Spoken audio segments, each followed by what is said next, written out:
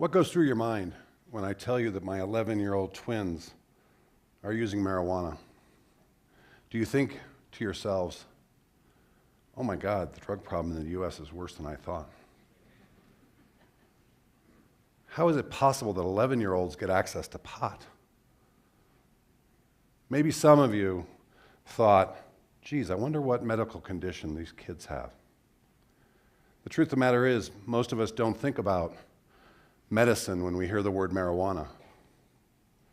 I'm embarrassed to admit, that up until 2 years ago, I was completely misinformed about marijuana. And I think many of our population is today. I remember vividly in 6th grade being ushered into the auditorium to see a government-sponsored documentary about marijuana. It was the most scary thing I'd ever watched. People jumping off buildings, car crashes, it was mayhem. But not once was there a mention of the possibility that cannabis was useful as medicine. To be honest, in retrospect, I'm a little angry about the propaganda that our government is putting forth. It's even happening today.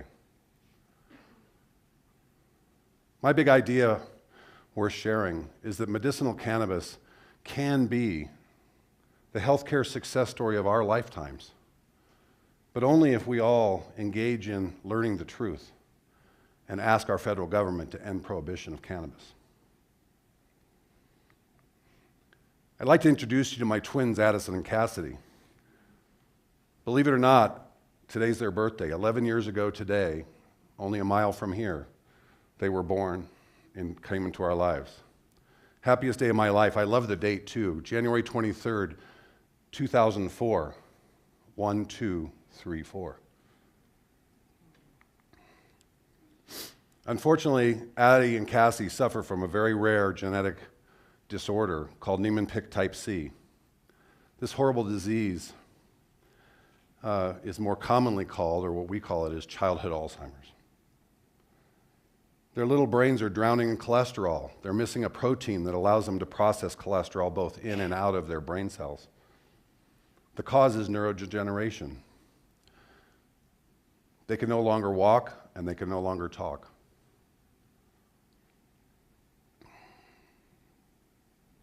We were told that Addie and Cassie would be lucky to see their 12th birthday.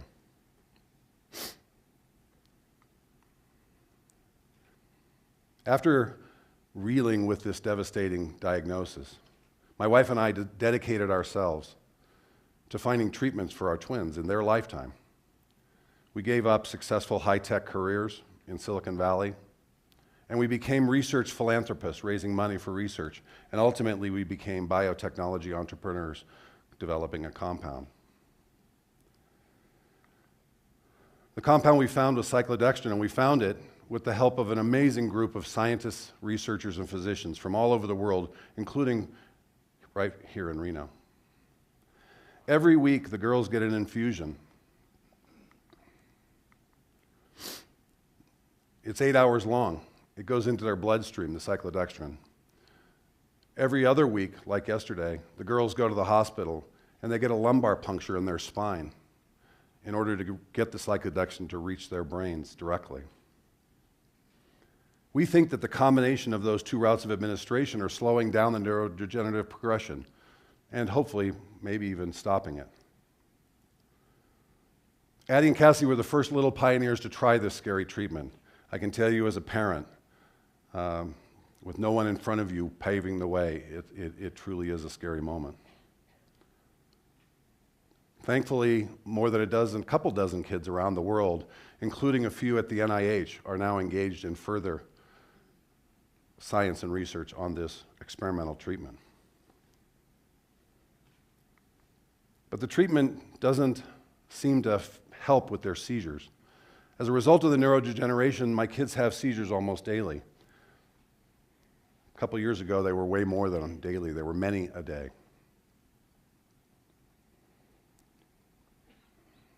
We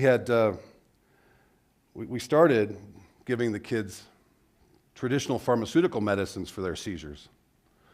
And they worked. Some of them worked, some of them didn't work. But the big problem was most seizure drugs cause your kids to become zombies. The whole purpose of the drugs is to essentially take away the stress or the triggers that cause seizures. We had heard about a father in California that was treating a young son who was in intractable seizures, seizing constantly all day long. And he was using cannabis medicine. We became interested. We contacted him. We learned more about the drug. Ultimately, we decided to pursue cannabis in earnest.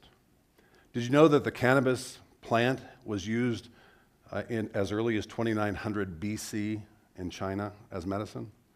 Did you know that we in America were using, in the 1800s, for a century, we were using cannabis to treat a number of afflictions? Unfortunately, in the early 1900s, as you all probably know, cannabis was prohibited and subsequently demonized and turned into a war. It's a shame. It truly is a shame. But we became convinced that the oil would work. So we set out to find a supply of oil. Certainly, cannabis has been legal in the great state of Nevada for almost a decade. Surely we could just go out and buy some oil and give it to our kids. Not true. There was no oil available in our great state. So we set out to do it ourselves. First, we got physician approval to do the treatment of cannabis, and then we became caregivers, licensed caregivers in the state of Nevada, which allows us to cultivate and make extractions, oils from the cannabis plant to give to our kids. Every day, 3 times a day, the girls get a little oil like what you see here. This oil is extracted from a very special cannabis plant that's high in cannabidiol, or CBD as we call it. Unfortunately, this oil by itself doesn't even completely, for our children, stop their seizures. So we still use a small amount of pharmaceutical medicine, but we use less. We've reduced the number of drugs the kids take, and we've reduced the amount of dose from the few drugs we do give them. And consequently, our kids are not only having fewer seizures and shorter seizures, they're also bright-eyed and happy children again. They're no longer little zombies. This was great progress, but I thought to myself, holy cow, there are 2 million epilepsy or seizure disorder sufferers in the United States. Who's going to help those folks, those kids, those adults with these disorders?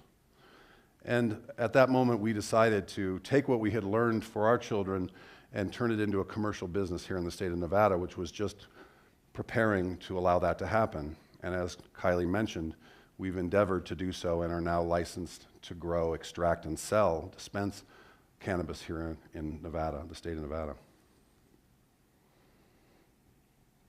Someday, the federal government will end prohibition.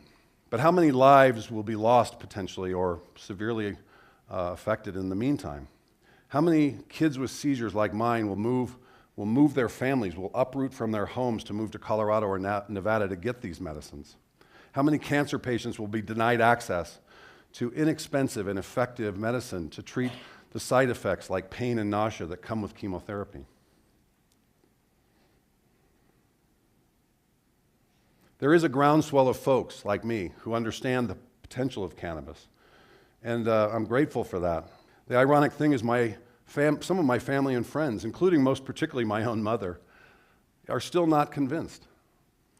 My mother is worried that the free access to cannabis is actually a threat to society, and that perhaps the medicinal value doesn't outweigh that threat. And she sees the medicinal value in her grandchildren. The problem, I think, is that really we just don't have enough hard evidence yet to convince the skeptics. There just isn't enough science and research to back the foundation that the medicine's working, the medicine's effective, that it's useful for large populations of people. That's not to say that research doesn't exist. There's a mountain of evidence that the cannabis plant is useful. But there's not a lot of clinical science, hard clinical science to that effect. That's the conundrum. That's the chicken and egg problem. Until the federal prohibition of cannabis ends, until we take cannabis off the schedule of harmful drugs like LSD and methamphetamines that have no medicinal value, until we remove cannabis from that list, which is insane that it's on that list to begin with. Until we remove it from that list, research can't take place. If I came to the University of Nevada, Reno Medical Center tomorrow with $1 million grant to study cannabis, I would likely not have success. It's not that the scientists don't want to study the plant, it's that they are fearful of losing federal funding. It's because they'd have to deal with the DEA and other regulatory agencies at the federal level, which is a complex and expensive process. This is one of the many tentacles of the prohibition of cannabis that actually prohibits us from moving forward. My own personal experience with cannabis, along with the evidence, the science that I know about, makes me absolutely certain what I shared with you earlier. Cannabis has the potential to become the big healthcare success story of our lifetimes, but only if we allow it. Here adding Cassie in a more recent picture. For those of you who are still skeptical, perhaps for those of you like my mother who still worry about the societal downside of cannabis, I ask you to look at this picture and consider the following. By limiting access to cannabis for parents like myself, you're forcing me to make a decision between the lives or well-being of my children and going to jail. How is that a fair or rational set of thinking in modern society?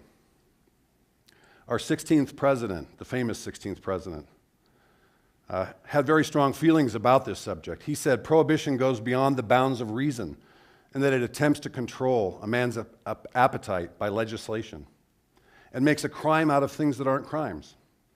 A prohibition law strikes a blow at the very principles upon which our government was founded. This was Abraham Lincoln. And he said these words before we had the experiences we had with alcohol prohibition or with cannabis prohibition. Someday the federal government will spend the money on research. Someday the NIH will actually be actively pursuing cannabis as a treatment.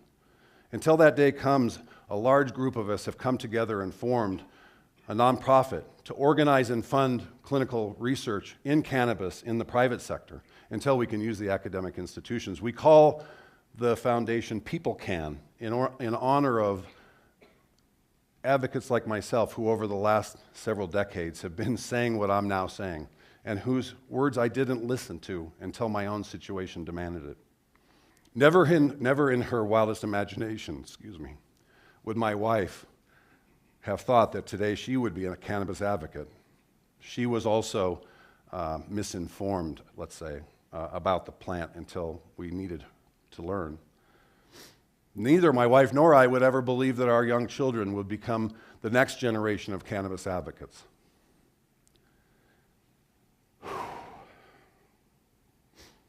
I'd like you to meet them. Please give a birthday welcome to my wife, Chris, and my daughters, Addie and Cassie Hempel.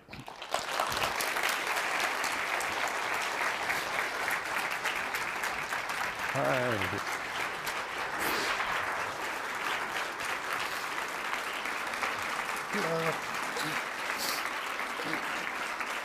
Look.